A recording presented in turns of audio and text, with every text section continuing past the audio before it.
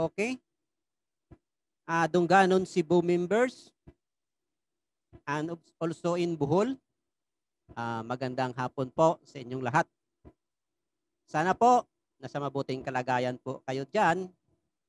Stay safe po tayo. I-maintain lang po yung social distancing natin. Nang sa ganun po, pasusunod natin yung tamang protocol. To start with my webinar regarding forest ecology. Unang-una po, bakit ito yung napili naming topic para sa inyo. Yung topic po na forest ecology is just for the beginners po. Pwede rin ako mag-lecture dati ng mga reforestation, nursery establishment, pero mas maganda yung alam muna natin yung ating kapaligiran. Yung objective po natin, na sana po yung community po, ma-educate natin mula sa matatanda hanggang sa mga medyo bata. So, to start with, my topic is about primer on environment, and then it is followed by, ibibigay ko rin sa inyo yung laws of nature, and then yung pangatlo, yung different ecosystem po.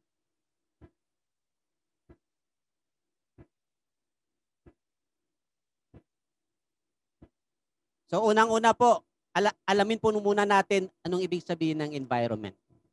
Pwede nyo pong tingnan yung sa paligid nyo, yung katabi nyo mismo.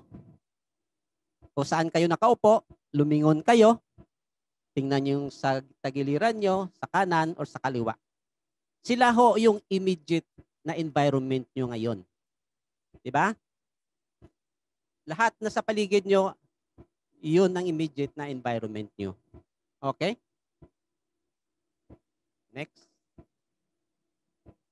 So, environment is commonly perceived as the immediate surroundings of an individual. Yun ang sabi ko kanina. Or it is a complex system which deals with the network of living and non-living organism. So, pag tinawag na siyang complex, kasama na yung kapaligiran natin. Mga bahay natin, mga ibon, lahat yan. Lahat na nasa paligid nyo, sa labas nyo siya, yun na rin ang iyong environment. So, ecology and ecosystem. Pag-aralan natin muna to, anong ibig sabihin ng ecology, yung ecosystem. Kasi mararami kayong maririnig sa aking mamaya yung puro lang ecosystem, baka magsawa kayo. So, kailangan liwanagin natin dito, anong ibig sabihin ng ecology, anong ibig sabihin ng ecosystem. Okay. So, ecology is the study of interrelationship and interdependence of organism with their environment. So, pag titingnan mo, may primary concern siya. Unang-una, kailangan may population. So, anong nandoon sa population? Pwede rin siyang fishes, pwede rin siyang trees or birds. So, pag isama mo yan, nagiging isang community na sila. Medyo lumalaki-laki na sila. At yung pangatlo, pag isama mo na yung kapaligiran, kasama na yung isda mo, kahoy mo, birds, and then yung kapaligiran, yung mga may araw ka na, may clouds ka na, yun na yung tinatawag natin na ecosystem. Yan, titingnan nyo. Gumagana na siya. Kumbaga sa kuhan, it's life-supporting ecosystem na siya. So magkasama na dyan yung living and non-living organism. So atin naman titingnan yung functional components of an ecosystem. Unang-una, yung isang component niya, yung food chain. Importante yan. Nasa isang ecosystem may food chain. Dahil yun, doon sila nabubuhay. Pag titingnan mo, una yung producer natin, yung mga grasses, trees, and then i-consume yan ng mga herbivore, omnivore, carnivore, and then yung mga detrivore, yung mga nabubulok, and then yung mga bacteria. Pero kailangan yung may 4 na element para makumpleto yan, tulad ng soil, water, air, and sun. Okay, next. Isa pang component po is energy. Yung pag titingnan natin, yung source lang po ng energy natin is yung araw po, yung sun. It's the ultimate source of energy. Yung problema lang kasi, yung heat na pumupunta sa Earth, sobrang napakalakas. At yung Earth natin po, ay may depensa din ho yan. Yung tinatawag natin na ozone layer. Siya ang nagpo-protect no, ng sobrang init ng yung tinatawag na ultraviolet rays, na pag napasok sa Earth, tapos yung tao matamaan, nagdudulot ng mga sakit tulad ng sakit sa balat. At isa pa yung nagpapainit din siya ng oceans natin.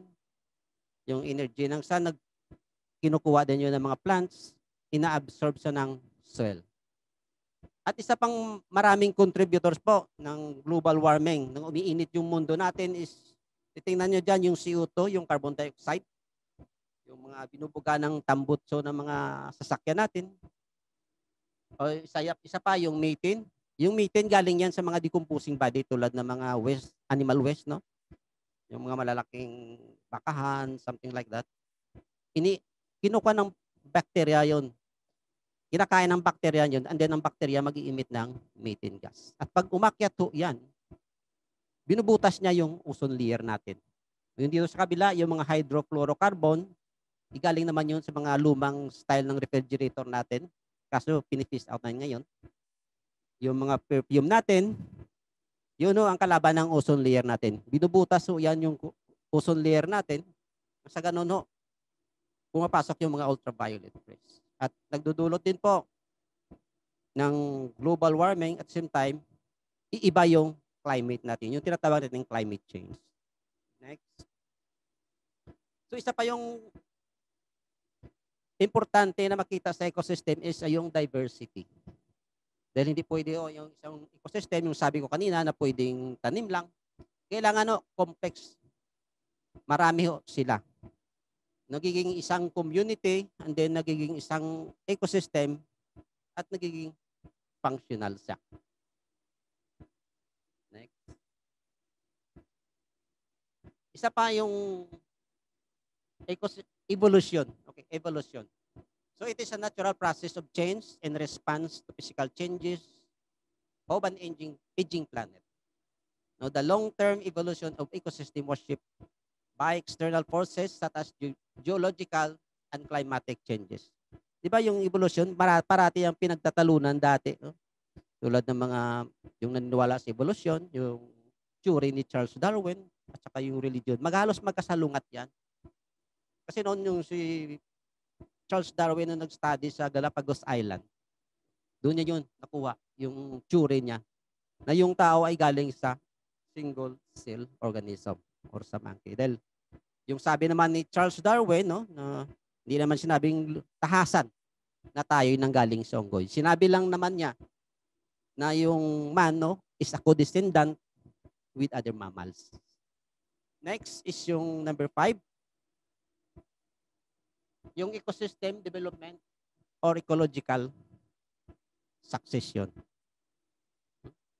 It is an orderly process of community development that involves changes in species structure and community processes with time. No? Ibig sabihin, no, Mother Earth knows best. Paghahayaan mo lang yung natural succession. No? Yung isang bundok, paghahayaan mo lang yan. Walang kahoy, denuded siya. Pag walang intervention yung tao dyan, babalik at babalik ko yan sa dati. Tutubo yung una yung grasses, and then shrubs, and then yung mga pioneering species po ng mga malalaking kahoy, and then later on ho, i-take over ho yan yung mga dipterocarp species. At doon na yun papasok yung mga hayop, mga wild animals, kasi titira sila kung saan sila pwedeng mabuhay. Yung pang-anim po is the control of cybernetics, no? Ecosystems are capable of self-maintenance and self-regulation as to their component, population, and organism. So dito, nung high school pa tayo parating tinuturo to sa science natin, yung check and balance ba? Pag may predator, may prey, kaya titingnan mo, ba't hindi dumadami yung daga? Pag balanse lang yung paligid natin, yung ecology po natin, yung isang species, so, pwede yung i-control ng kabilang species, so, like ng predator. Yung daga, hindi ganong dumadami ang daga, pag marami yung ahas, di ba? Pag marami yung grass owl, kasi paborito nila yung daga na kainin. Kaya yun no, ang intervention ng predator at saka yung prey. Okay? And then, ito naman no, okay pa kayo dyan?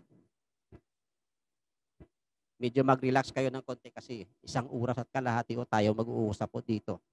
Ang hirap nahirapan ako mag-discuss no sa Bisaya na dialect. Kaya medyo ito na lang. Tagalog na lang, pure Tagalog na lang tayo. Okay, laws of nature.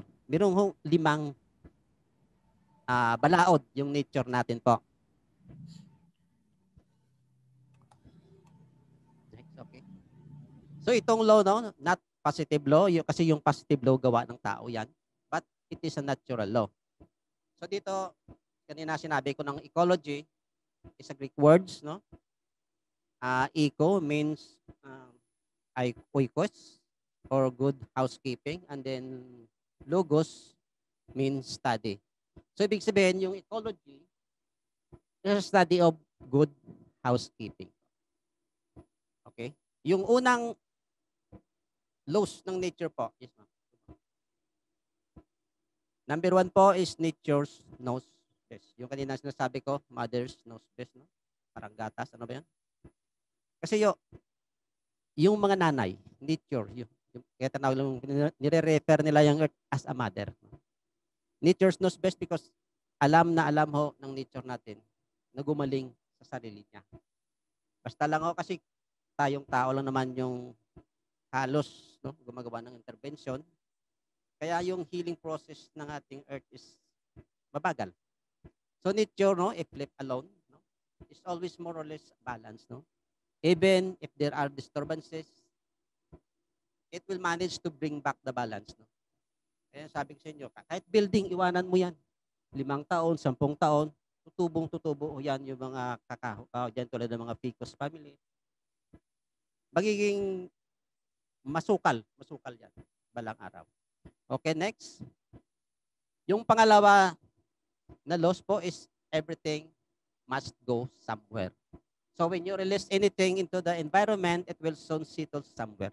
Yung tulad dati ba yung wala pang pandemic, usong-uso sa atin yung mga birthday, nagpapalipad tayo ng balloons. Hindi nyo alam na pag lumipad yung balloon, babalik at babalik ko yan. Pag pumutok ko yan, babalik ko yan sa lupa or sa dagat babagsak. Kung pumunta yon sa dagat, kakainin nyo ng isda. O isa pang example po. Pag namalingke kayo, bumili kayo ng plastics. Pagdating sa bahay nyo, kunin yung isda, itatapon yung plastic. Hanggang sa umabot sa estero. At pag nagulan, dadaloy, pupunta ng ilog, at itatransport ng ilog papunta ng dagat. Pagdating ng dagat, depende sa klase ng plastic kasi mayroong plastic na nabubulok, 1 taon, 2 taon, at mayroong ding makapal na plastic na kahit 200 years tulad ng straw ng soft drinks, no? matagal o yan nabubulok. Yung unang mabubulok na plastic ay nagiging microplastic yun. Yun ho ang kakainin. Yun ho ang kakainin ng mga shells natin, ng mga demersal fishes natin. Kasi mapagkamalan nila ng mga plankton yun. Kala nila pagkain. Tayo naman, huhuli ng isda, kakain ng shell. Unang-una, bumalik na sa atin yung plastic. Magdudulot yan ng hindi natin alam ng klase mga sakit. Kaya po, kung pwede lang sana, sa bahay pa lang mismo, marunong na tayo mag-segregate ng basura. Sundin lang natin yung mga alituntunin natin sa ating LGU. Kumbaga sa kwan, mag-cooperate. Ilalo-lalo na yung sa basura dahil ito yung pinakamalaking problema ng halos lahat ng LGU dito. Okay, next. Yung pangatlong laws is everything is related to everything else. Dito yung isang example po dito is yung web of life po. Yung halos lahat na mga bagay ay magkakaugnay. So kung mahilig kayo sa OPM, yung kanta ni dati ni Noel Cabangon, narinig nyo yon? Yung, di ba, lahat ng bagay daw ay magkakaugnay. No? Magandang awitin yon. Yan no, ang pinaka-basic na example po ng everything is related to everything else. Kaya pag naputol yung isang line, may epekto sa kabila. Pag tinanggal mo yung mga unggoy, tinanggal mo yung mga bats, malaki yung epekto yan. Kasi yung bats is number 1 sa seeds dispersal po. Okay? So, nandito na tayo no, sa pang-apat na laws. All forms of life are important. Tama ho yan. Kahit Biblia ho, nagsumasabi ho yan na lahat, bawat nilalang ho, gawa ho ng Diyos yan. Kailangan ho pag-ingatan yan. Mabakterya man yan, fungus man yan, mula sa maliit hanggang sa malaki ho, may pakinabang ho lahat yan. So last, no, ours is a finite earth, no. Titingnan natin dito, no, yung natural resources natin nauubos na. Lahat ho na dito sa mundo ho may hangganan. Di ba? May kanta din yung dati, no? Lahat na may hangganan. Ano ba yun? Kalimutan ko na ata yun na kanta yun. Pag titingnan mo dito, yung, di ba, yung mga tatanda natin doon, yung sa Fisher Fox ba?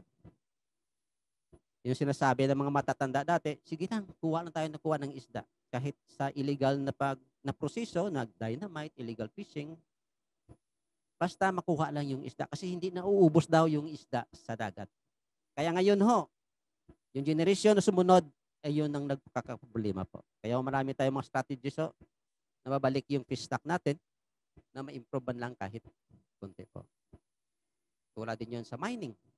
Unang-una ho, i-distract nila yung forest. Pangalawa ho, yung resources sa ilalim. Hindi na yun babalik. Yung kinuha mo na resources, balas man siya o bato o mineral, hindi na yun babalik. At ang kalabasan nun, basura din. Dahil i-manufacture mo, plastic man siya, bakal man siya, nagiging basura din po sa huli. Okay?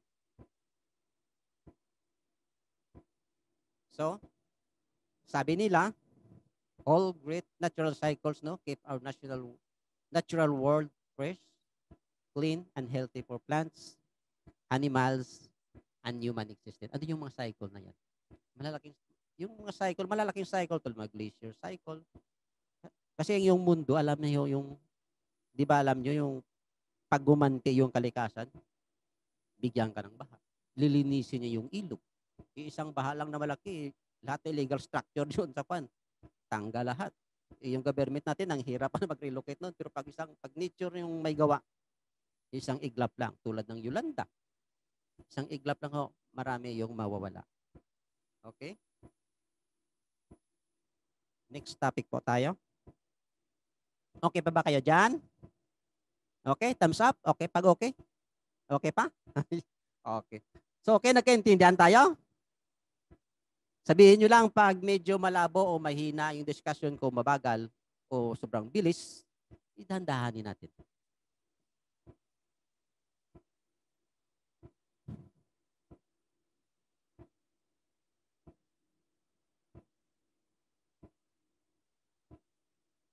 O yung iba dyan, pwede mo na mag-inom ng tubig habang piniprepare pa yung next slides natin. Okay? O, ito na yon. Baka sabihin nyo naman, ecosystem ulit. No? Nahihilo na kayo sa ecosystem. Marami tayong pag-usapan na ecosystem ngayon. No? Mula sa umpisa hanggang sa matapos tayo, meron pa rin tayong ecosystem po. O, dito, introduction of different ecosystem. Different ecosystem na po. Yung sinasabi nila, what is an ecosystem? No? Yung sinabi ko na kanina, it is an interaction of the community, living things, or non-living things. So, yan, makita natin no, na sometimes they're also referred to as life support system. Kasi pag sinabi ko kina pag functional yung ecosystem, dapat andun yung mga elemento niya. May food chain siya, may energy siya. Lahat yung limang sinabi ko kanina, andun dapat yun para yung gagalaw yung isang ecosystem. Ito, ipapakita ko sa inyo yung different no, ecosystem. Kasi halos sa tayo nasa city lang kayo. So, ngayon, makikita nyo yung upland. No? Ito yung sa taas natin, yung forest ecosystem. Isa din siyang ecosystem. May freshwater ecosystem din tayo sa taas. At sa bandang gitna, sa bandang gitna po, upland ecosystem. And then yung kabahayan natin, dito tayo mapupol sa urban and lowland ecosystem, no? At sa yung panghuli, yung sa coastal communities natin, tinatawag natin diyan na coastal and marine ecosystem.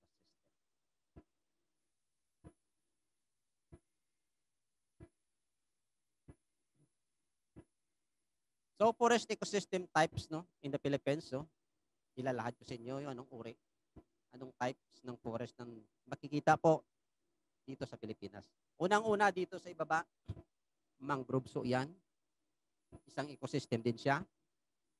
Pag akyat mo sa baba ng konti, yung uh, kung saan humihinto yung ano ba yun, high tide, beach forest na patas yun.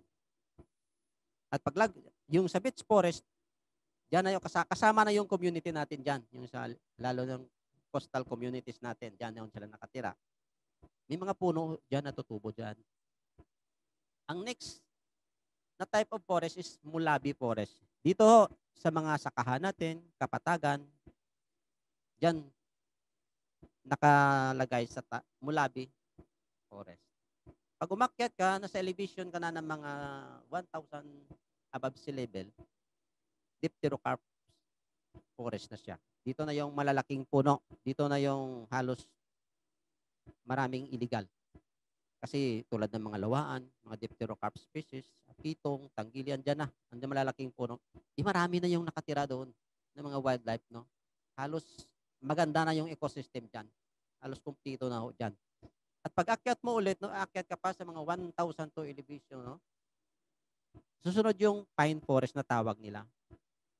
Ito, madali mo lang ma-identify ito pag medyo hiker ka. Tulad kahit dito sa North Negros Natural Park, pag umakyat ka dyan, pagdating mo na ng elevation na 1,000, makikita mo na yan yung mga pine forest. Halos pine tree.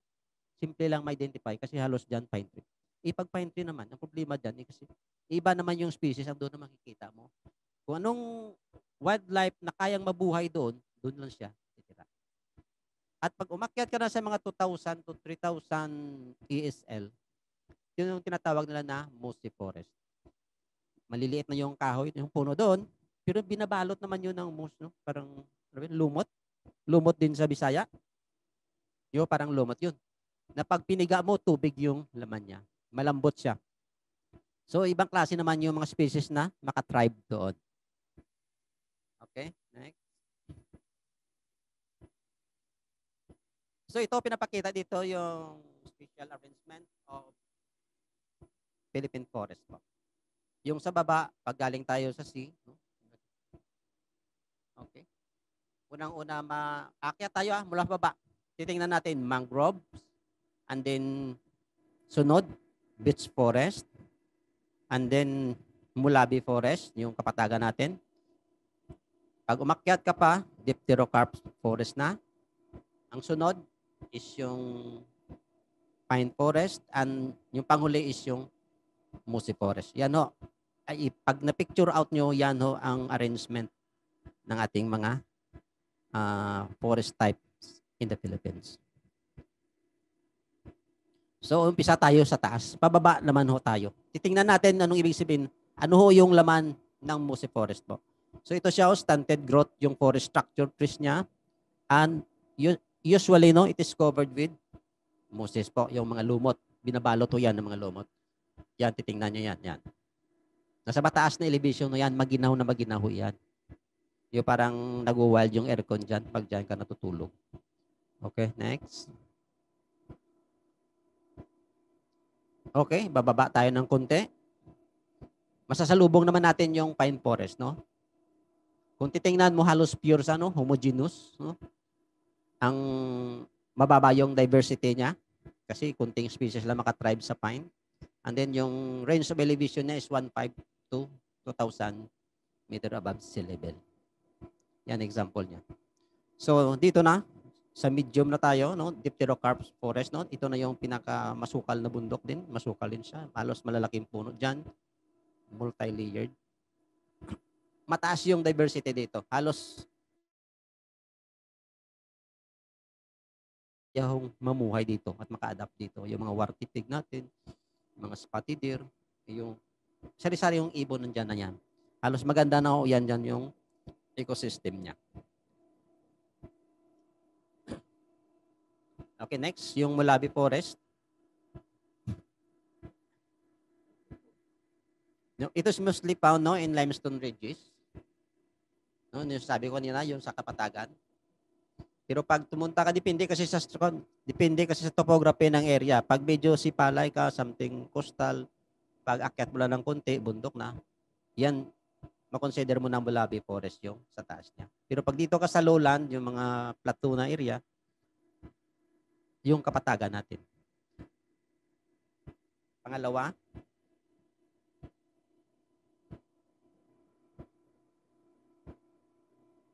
ito yung beach forest natin, no?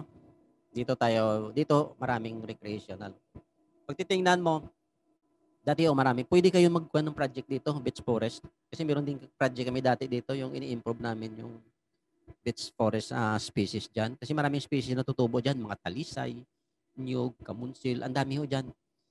At yung beach forest natin, pag titingnan nyo, magandang protection niya laban sa mga storm surge. Kasi pag hindi ho naharang ng mangroves o kaya pag manipis yung mangroves doon, yung beach forest po, yung sasalo ng mga malalaking alon. Kahit hangin ho, maganda ho siya na buffer zone. Next. So ito yung sa pinakababa natin yung mangrove forest, no? So makikita nyo yung mangroves nyo. Halos sa isang puno ng mangrove, malaking pakinabang ho natin dyan.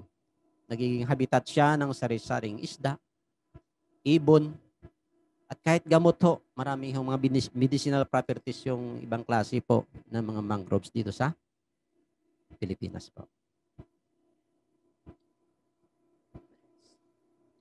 So forest ecosystem types in the Philippines. So titingnan naman natin yung forest resources and benefits. So kanina baka malito kayo, forest type yung in-explain ko sa inyo. Ito ngayon, yung forest resources and benefits na. Ano yung benefits ng forest natin? Unang-una po, integral component niya is, of course, nandiyan ang food chain at saka yung food web. Yung food chain, anong pagkaiba yung food chain at saka food web? Yung food chain po ay isang, titingnan mo one path lang ng energy, no? From the sun to grass, and then sa mga tipaklong dyan, yung mga grasshopper, kakainin ng palaka, yung palaka, kakainin ng ibon, hindi namatay yung ibon, balik sa lupa. Isang kwa lang siya. Isang direction lang siya. Pag sinabi nating food web, parang kwa na yun. Nakita yun ng gagamba, yung bahay ng gagamba. Naka-wave yun. Pag pinutol mo yung isang wave, aapekto yun sa ibang wave doon, yung kadugtong niya. Kaya titingnan nyo halos lahat na bagay dyan ay magkakaugnay na. Yan po yung sa kaninang in-explain ko yung sa laws of nature. Yun po ang magandang example po yung food web. Okay, next. So ito naman, yung isang benefits pa ng forest natin is yung nutrient cycle po. Yung inputs natin, recycling, and then yung output. Okay, pag nakita nyo, i-absorb ng plants yung kwan, balik mong tamis.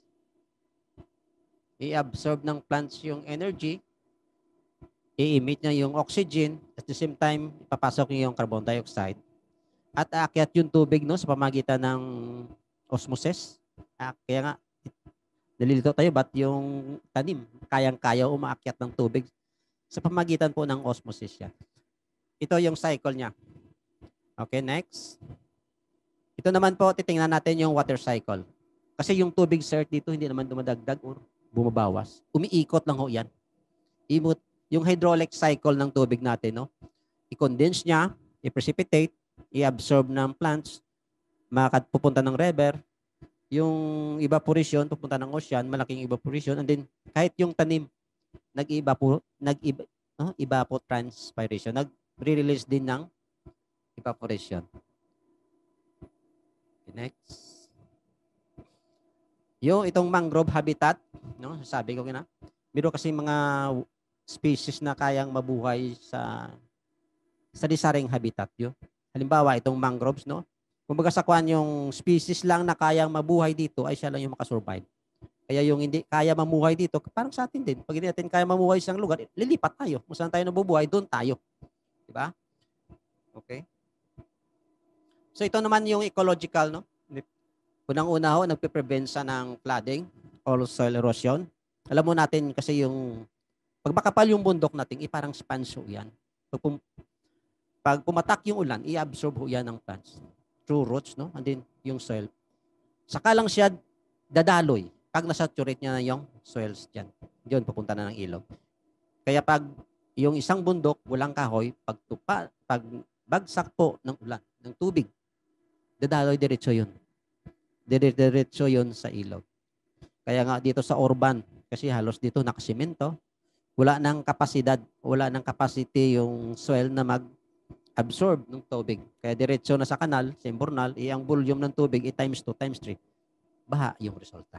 So nagpo-provide din siya ng good microclimate, no? Pag maraming puno diyan sa paligid, no, 'di ba? Ramdam na ramdam niyo ang lamig.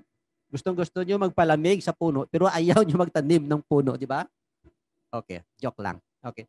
Isa pa yung source of clean air and oxygen. Yes. Next. So yung mga basic needs natin po, dyan din po galing yan. Yung mga kape natin, gulay natin, saka yung food sa hapagkainan po. Next. Yung shelter natin, yung forest yan, yung primary po na produkto na galing sa forest po. Kasi yung forest natin, mayroong man-made for commercial purposes. Talaga ho yan. Yun talaga pinuputol para pang gawa po ng shelter natin. Okay, next. Clothing. Alam nyo, saan galing yung iba? Yung cocoon, yung silk, ano ba yun? Yung silkworm, yung kinakain niya, yung pinapakain siya dahon ng parang strawberry, parang strawberry siya.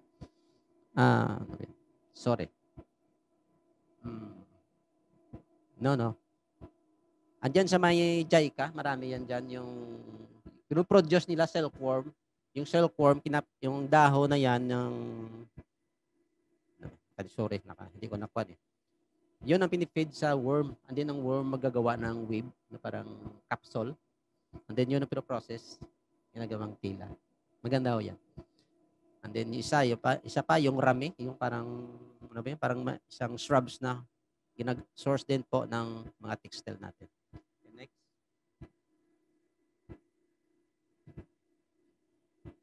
So ito po, kahit medicine natin, mga gamot, doon din yan galing sa forest.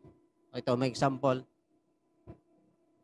Example po, banaba, yung atis, guyabano, kaimito. Kilala niyo itong banaba? Yung pamilya ng mga anuna? Atis, yung itong guyabano, itong miracle fruit yung tawag nila, yung anuna muricata. Marami po yan. Medicinal properties, yung kakawate, yung mga galis, gamot din na yan. Next. And even sa guava natin, yung mga mahogany, itong mahogany exotic species. So, pero yung seeds niya, yung iba ginagamot sa sakit ng tiyan. Yun, yung nara roots, ganun din nun. So, yung economics benefit naman po.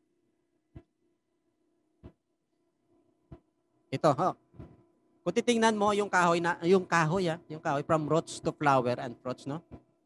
Sabi nila from birth to death, no? Kasi mula nang ipinanganak ka sa forest na yung halos, no? Marami ka nang kinukuha sa forest. At hanggang sa mamatay ka, yung kabaong mo galing pa rin sa forest, yung kahoy yung ginagamit. Okay, sige, next pa.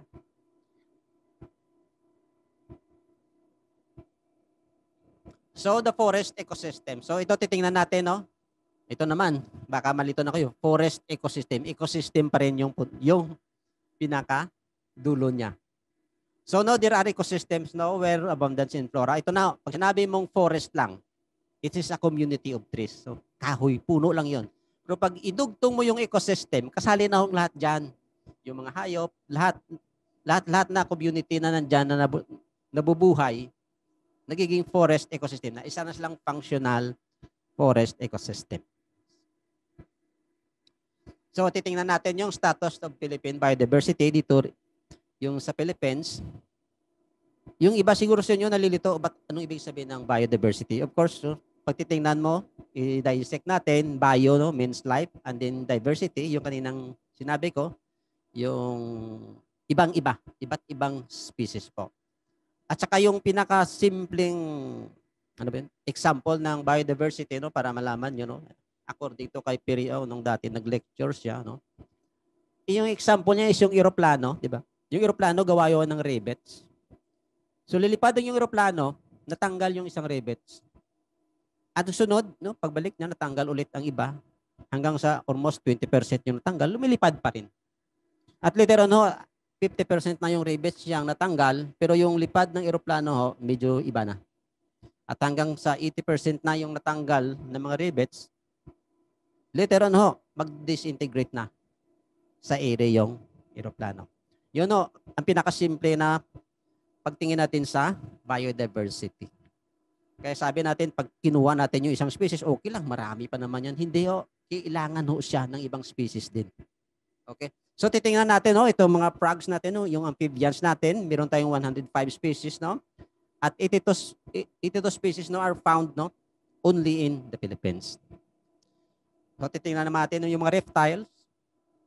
Yung reptiles, no, meron tayong 254. And then yung sa Pilipinas, more or less 200 species, no? Endemic dito talaga makikita sa Pilipinas. Yung ganun din yung mga birds natin, no? Milang species yan. Meron tayong 576 species and of course 195 of this, no, occur only in the Philippines. So next, ito naman yung mga mammals natin. No, mayroon tayong 179 species, no, of land mammals. Ibig 111 species, no, are found only in the Philippines. So halos, no, 80% sa Pilipinas makikita. Next. Ito mga insects natin, itong pinakamarami it's around 20,940 species, no. Only 69.8%, no, are endemic. Itong mahirap i-study kasi ang liliit. Okay, next. Itong flowers natin, ilang species yan? Almost, no, in-estimate lang nila, no, 15,000 species, no, 50% are endemic, and 70 to 80%, no, are flowering plants, and 193 species are threatened, no.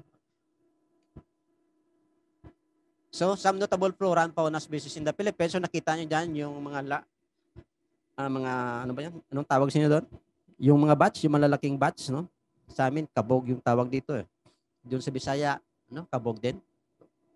Yung mga tinatawag na golden crown flying fox, no, o yung Acerodon jubatus, and large flying fox, yung Pteropus bapyrus. Marami yan dito sa amin yung sa Mambucal area po.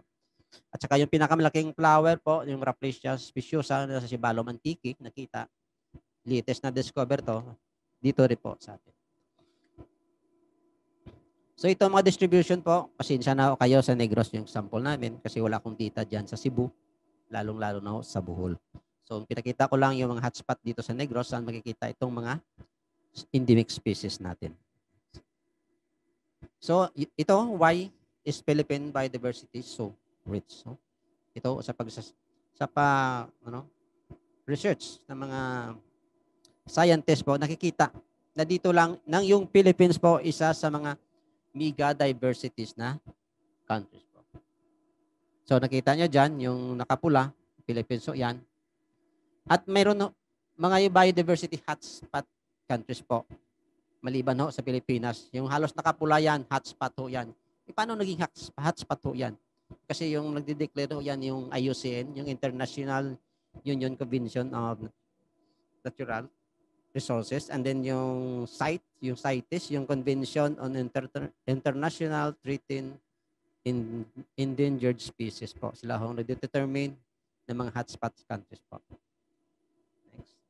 So titingnan natin paano lumiit yung forest natin. Titingnan nyo sa bandang kaliwa, yung mga Hispanic time pa ng mga 18th centuries, ganyan pa kalaki yung forest natin. Pero ngayon, titingnan mo, year 2000 lang halos 3% na lang. How much more yung 2022 or 2021? Siguro, na lang, parang tintok na lang. Yung tuldok na lang ba? Okay, next. So ito yung mga problema, issues and concerns sa forest natin, yung nagpapabilis po ng lumiliit yung forest natin. Unang-una, encroachment po. Yung mga illegal settlers, yun, kinakaingin nila and then i-convert sa agricultural. Yung slash and burning po, yung mga practices sa taas doon na pinuputol yung mga shrubs, puno, tapos susunugin, tapos saka magtanim sila. Yung mga dito sa Negros, usong-uso, yung mga game fowl, yung pangsabong na manok, halos umakyat na sa bundok kasi malamig, mas maganda. Kaya paborito ng mga breeder po. At saka ito yung ginagawa nilang private lands po, yung public lands. Isa pa ito po, mga illegal charcoal na common ho dito sa upland. Kahit saan siguro, halos all over the Philippines, itong pinakamalaking problema sa upland natin, yung illegal charcoal making. Next. Timber poaching, next. Hunting, yan, nakita niyo yung bungo na yan. Kasali ako dyan, umakyat dyan, yung sa natural park. Yan, yung mga bungo na yan. Kasi yung mga hunter natin, nag-iiwan nyo ng traps, tapos hindi nila makukuha yung mga traps na mga warty pig. Nabubulok lang. Sayang na sayang ho yan. Okay, next. Okay, ito, kaingin. Yung kanina, nakita yung slide natin doon. Imagine ha, yung slope na yan, above 50% po, bawal na bawal sana i-cultivate ho yan. Okay, next.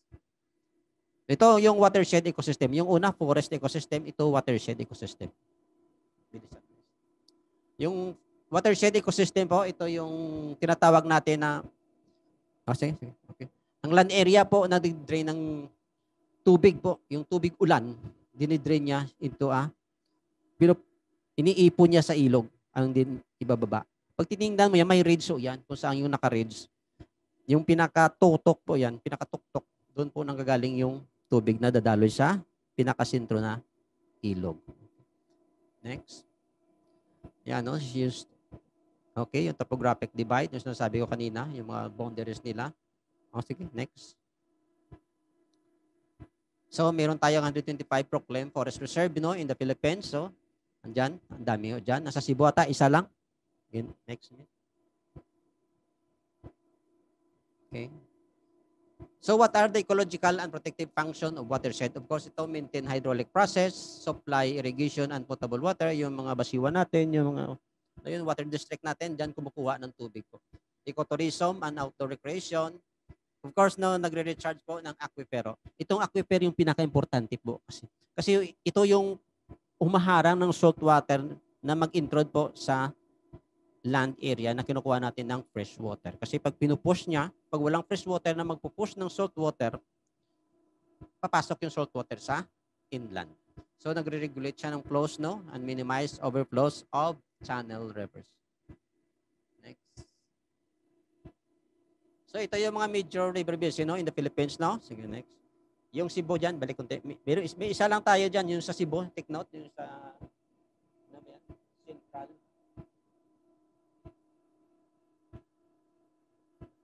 Yan, Central Cebu po. At may, ilang hektarya ba yan? Square kilometer lang. 400 na, yan. Yan lang sa Cebu po. Meron po kayo dyan na major river basin po. Next. So, itong river basin sa Western Visayas, no? Sige, next lang, next. From Panay ho yan, papunta na Negros. At saka yung Cebu nakapula, nakikita nyo yan. River basin din ho, yan. Yan, Central Cebu. Next. Okay, lowland, no? Or urban ecosystem. Next, no? Ito yun. Dito tayo tumitira sa urban ecosystem. Okay, next. Okay, next lang. Dito yung mga crops natin, agricultural. No? Tingnan nyo. Yan. Okay, next. Dito ng cities natin. Dito na, ito natawag natin na urban ecosystem. So, ito yung coastal wetland ecosystem. Ito isa yung pinaka-importanting ecosystem din ho. Kasi dito yung nanggagaling yung pagkain natin from coastal to next. So, ano nakikita nyo dyan? Diba tubig, no? Mangroves, tao, seagrass, dugong, ano ba yan? Deep sea. So, lahat yan, no? Pag ginalo mo yan, pag sinasama mo, nagiging coastal wetland ecosystem. Okay, next. So, ito mga benefits po ng mangrove, seagrass, coral reef. Ito yung mga major player po nang galing sa mangroves. nagiging breeding ground ng fish, seagrass, ganun din, and then coral reef. Dito na ipanganak sa mangroves, dito siya kakain sa seagrass at doon siya lalaki sa coral reef. Yung iba naman doon sa coral reef, iniiwan yung mga eggs nila or larvae nila. Next. So ito yung pakinabang ng mangroves natin, no? Isang puno ng mangroves. Kanina nakita nyo ng slide pero hindi ko na diniscuss lahat-lahat yun. Ito yung mga benefits niya, ang dami lang. Halos may medicine, tannin, wood, honey, alcohol, no? Shoreline protection. Ito may pinakamaganda yung shoreline protection kasi marami ho kasing ibig sabihin ano ba yan? Na protect, no, ng mangroves ang dahil lang sa yung mga bagyo. Laking tulong po ng malalaking mangrove sa ating coastal area. Next. So ito yung mangrove. So yung nakikita nyo, according kay Schatz, no, in 1991, ang 1 hectare of healthy mangroves, no, produce about 1.08 tons of fish per year. Okay, next. So, what are wetlands? So, kanina, coastal wetland ecosystem. So, anong wetlands? So, itong wetlands, so kasama na yung coastal dyan, yung marine. Sa upland, meron din tayong mga wetlands, yung mga river natin, yung mga dam natin, irrigation dam. Pwede yung tinatawag natin yan na wetlands din po. Next. Okay, ito yung coastal wetland classification, no? Artificial, yung paggawa ng asin. Nakita dyan, halos yan sa municipality namin dito, yung bago, halos yan ang produkto nila, asin. At itong natural na classification ng wetlands, yung mangroves area. Next. So ito yung pinoprovide niya, yung yung nurseries of marine species, medicines, and planting materials for income. So nagre-regulate din siya ng climate change mitigation, adaptation. Nakita niyo picture no sa Yolanda, yung dati sa Sagay, yung sa isang LGU namin dito. After the Yolanda, nag-survey kami, halos wasak yung lahat ng mangroves. Pero yung bahay sa kabila na protektahan ng mangroves. Okay, next. So ito na yung support biodiversity, yung tulad sa Dokwama namin dito, meron kami yung Ramsar area. Yun ang feeding ground ng mga migratory birds. Isa pa yung tourism and recreation and education area po. So ito yung Philippine wetlands natin, meron tayong 7 at 6, yung pang-7 nandito sa Negros Occidental, yung sinasabi nila Nokwaka. Okay? So ito yung LGU nakasali sa Nokwama. 10 LGU, 52 coastal barangays, at marami yung species na ito yung ginakandaka ng yearly na bird counting po. So, together, no, let us make a difference. Thank you po. Okay. So, wala po bang mga pahabol na questions po sa inyo?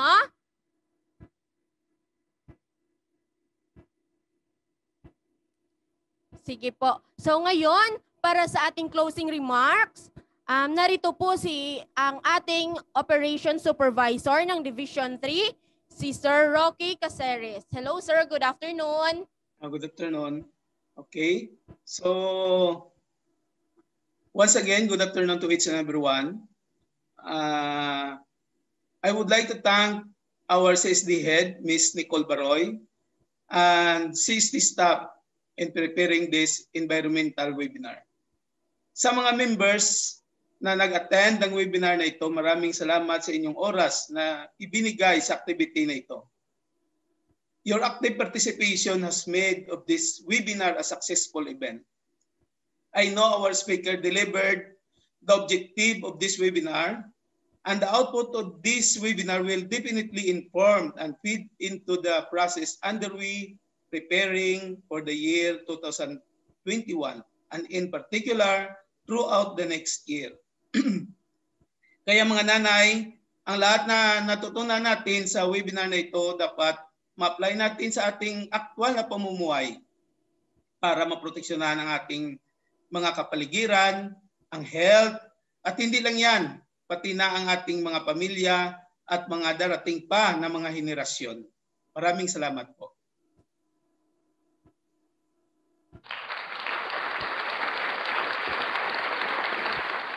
Okay, maraming salamat Sir Rocky Caceres. Sa ngayon po, we're about to close po ng ating environmental webinar. Gusto lang po naming magpasalamat po sa lahat po ng nagdalo, sa mga members po na nag-effort po pumunta sa mga branches at sa mga members po na nandyan sa mga center house nila para po makinig sa aming speakers. Maraming salamat po.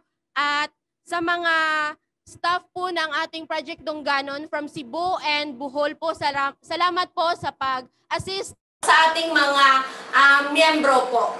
So sa ngayon, para po tapusin ang ating webinar, tayo po ay manalangin muli. Manamin sa langit, muli kami ay nagpapasalamat sa atiwasay kasama ang iyong pagsubaybay. Salamat Panginoon sa mga bagong kaalaman na iyong inihandog para sa amin na iyong tagapaglingkod.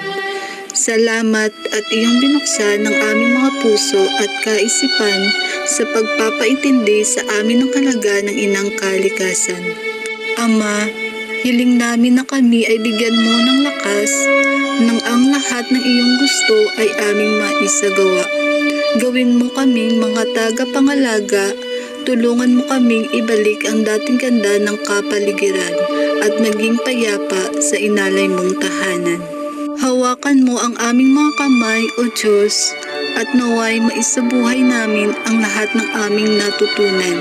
Samahan mo kami sa aming pag-uwi at gabayan mo ang aming buhay palagi. Lahat ng ito ay aming dalangin sa pangalan ni Jesus na aming tagapagligtas. Amen. Okay, sa muli mga mahal naming miyembro, maraming salamat po sa inyong lahat. Sa ating branch head, loan officers, OS and AS, maraming salamat po sa inyong lahat. Ang activity na ito ay hindi po magagawa kung hindi po dahil sa inyong lahat. So mag-iingat po tayo sa ating pag-uwi hanggang sa muling webinar po at pagkikita natin.